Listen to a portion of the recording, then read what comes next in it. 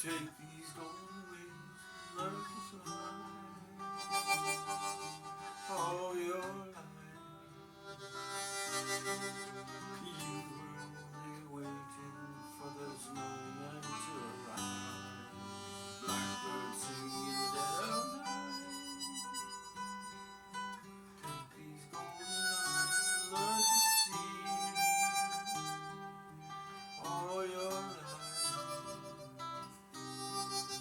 You were only waiting for this moment to be free. Ah! So, hi. Welcome to the Nancy Show. Now, you may wonder, who are you? What are you doing? What are you doing?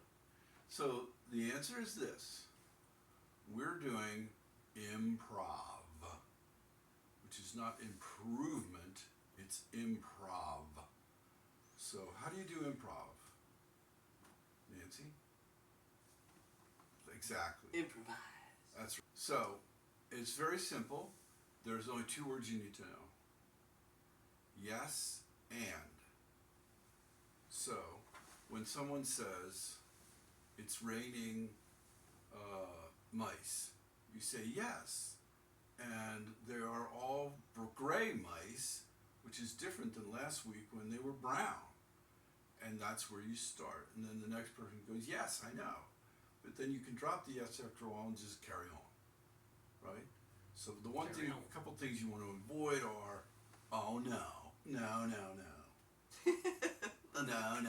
negative nanny. Right. The down. Yeah, and the but, which, because if you're on television and you're like working in the news and stuff like that, it's all yes but. So someone says, well, look at what happened, and you go, yes, but it happened also last week. So what? You go, well, yes, but so it's all but a little. Who wants the butt in Nobody there? wants the butt. Who's the butt of the joke? There's no butt. That's the whole thing. So you may wonder to yourself, could I do improvisation all alone? Well, that would be less fun. Let's put it that way. There's a person named Del Close who created this in Chicago, and then of course along came SNL several years later. So we can all thank Del Close for SNL. And he probably would have said, yeah, SNL, stupid, not legal. And so that would have been Del Close. He was always creating. Go ahead. Clarification, SNL, Saturday Night Live. Yes, as opposed to Sunday Night Living. So what we do in a class, which we will be doing, which you're invited to, of course you gotta have some money, but if you would like to come and learn how to do some improv, which I promise you will enjoy, over the top. Think about this as about an 8-week class. Typically we do a 2-hour session, which shortens down to about an hour and 3/4.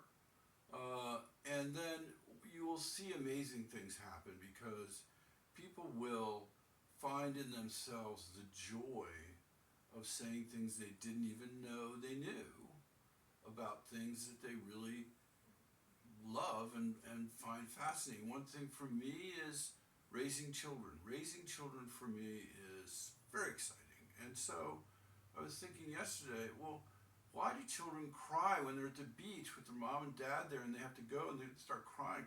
Well, it's because they don't want to leave. Well, and when they're told they have to leave, so it's all in how you tell them. Exactly. So when the little boy looks at you and goes, can't we stay for a little while longer? What do you say? Yes. And in about 10 minutes we'll leave. How does that work?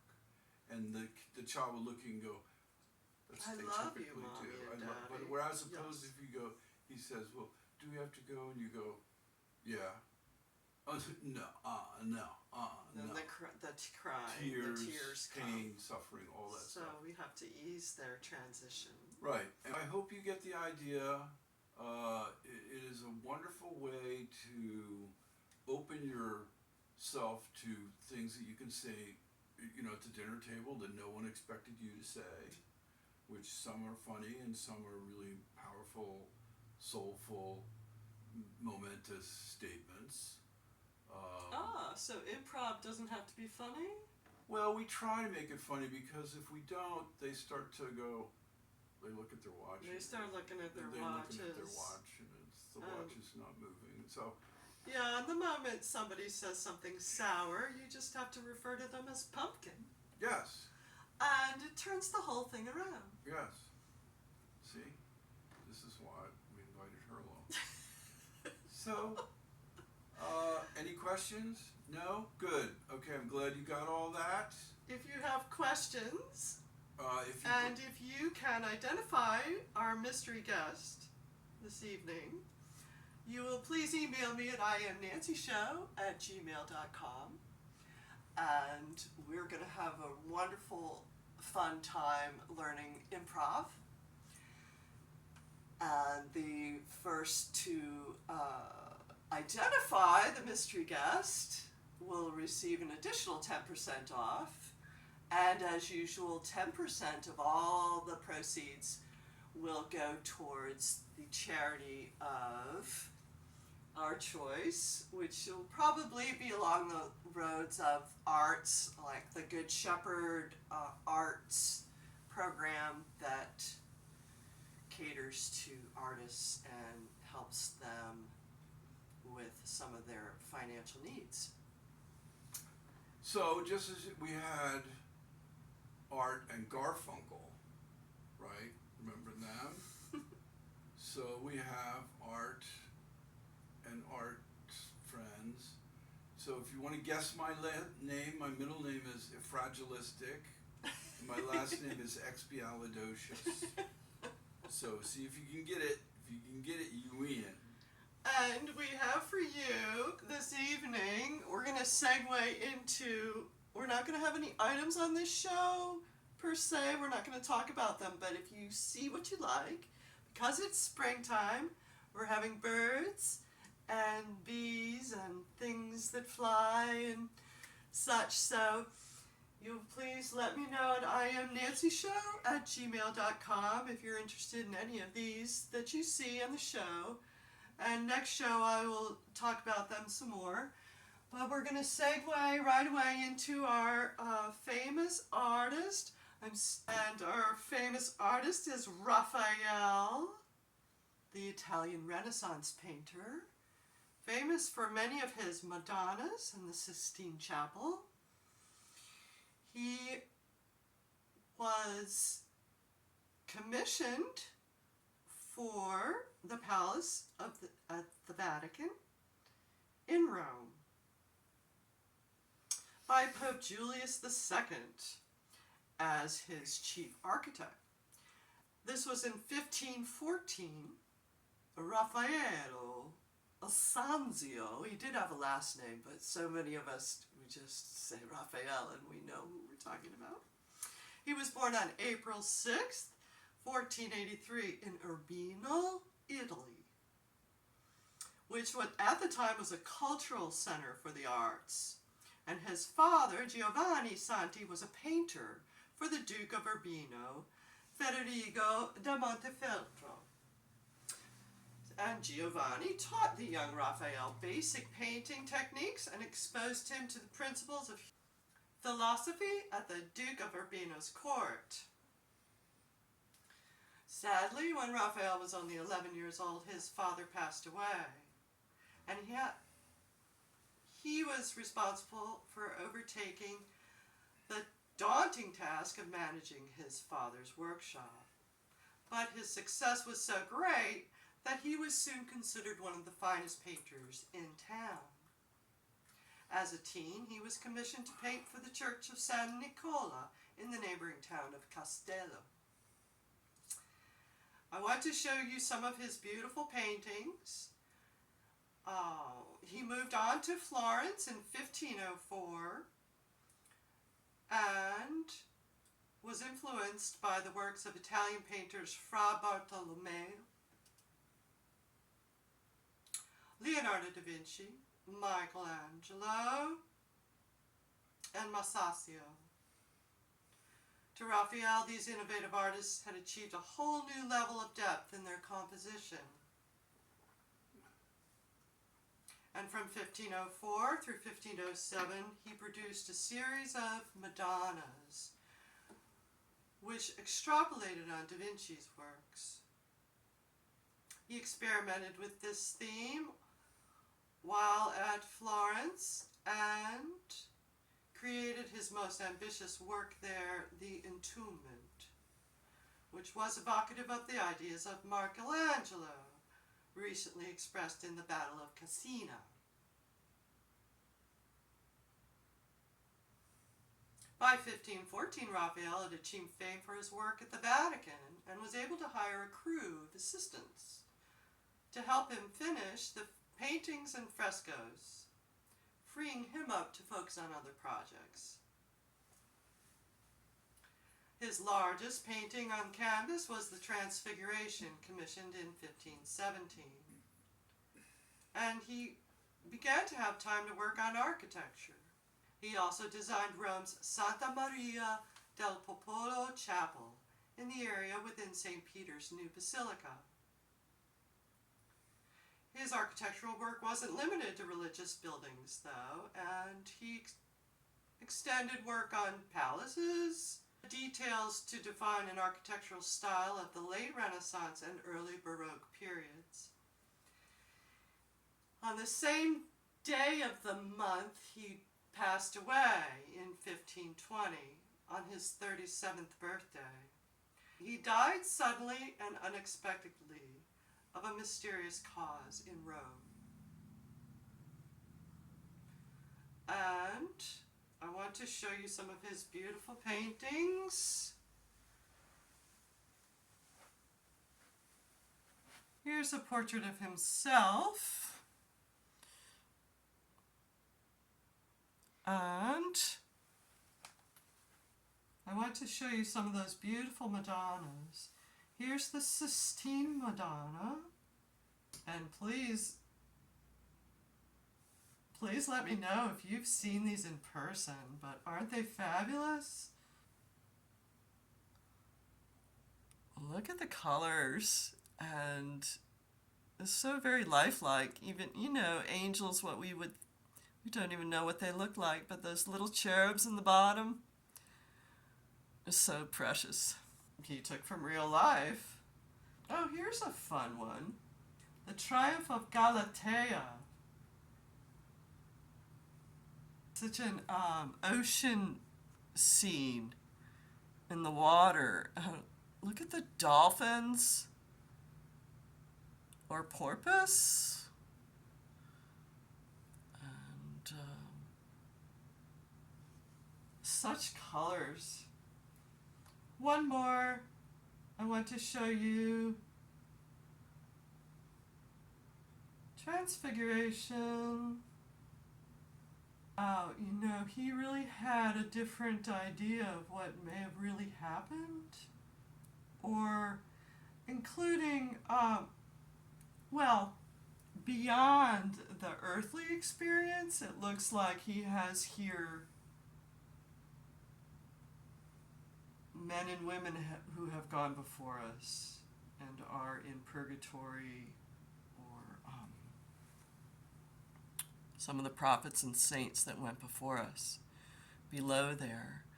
And there you see Christ at the top, transfigured, with Moses on his one side, Elijah on the other, and the three apostles, Peter, James, and John, that he brought up to the mountain with him. So terrific colors, eh? So check him out. Raphael is just one of our classic painters. Then I want to move on to our beautiful saint. And I decided to go out of the box for this show with our saint. And I have for you, and I may have presented him before, but I have for you the Saint of Joy, they call him, the patron saint of comedians and art, and that would be St. Philip Neri.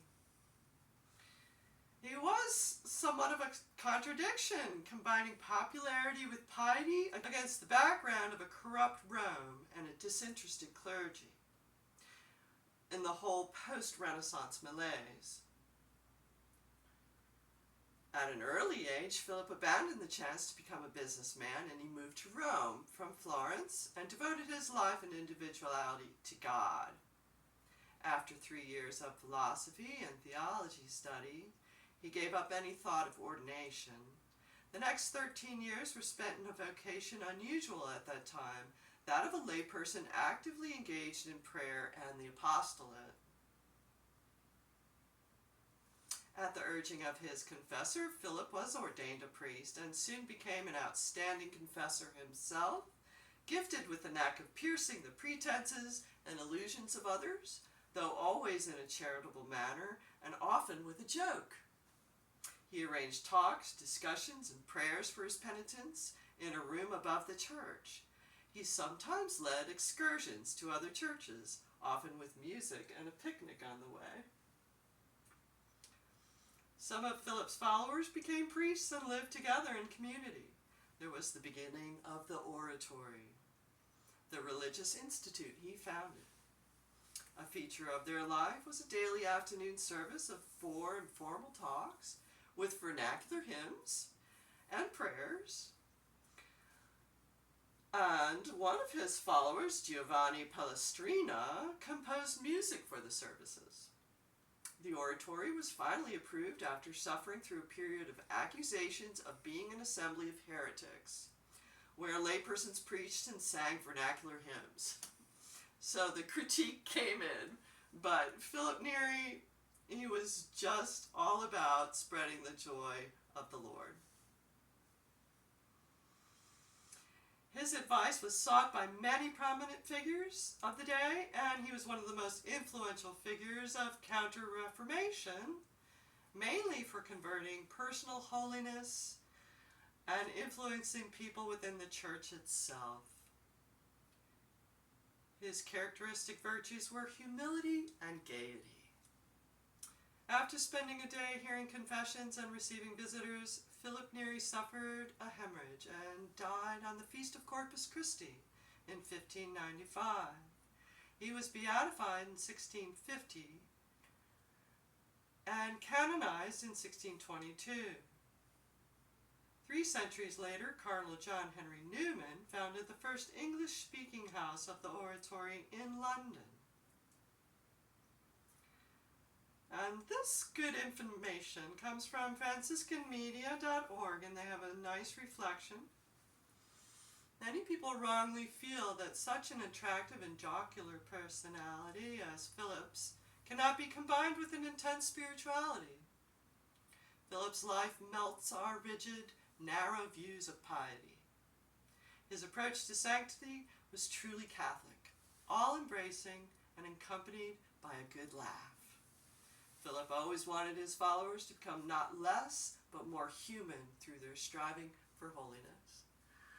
So, thank you, St. Philip Neri, for your great saintly example of joy and laughter and spreading our joy and the word of the Lord actually being, what I heard this weekend, being living gospels of the Lord. All right. Our next celebration is our birthdays for the first half of April. And I have for you beautiful blueberry muffin. And we're going to go out with a little blueberry hill, Fats Domino. And happy birthday to you April babies.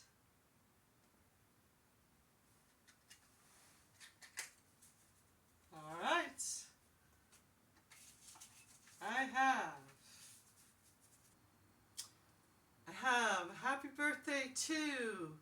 Jim and Peter on the 2nd. Gretchen and Elisa on the 3rd. The 4th, Cynthia and Helen. The 5th, Tammy and Neil. The 6th, Beth, Judy, and Greg. On the 8th, I have Nora and Shannon. The 9th, Kathy, Jeanette, and Angela. The 10th, Marianne, Debbie, and Julia. The 11th, Meg, Betsy, Antonio, and Anderson. On the 12th, Donna and Nancy. Not me. That would be another Nancy. And Tony.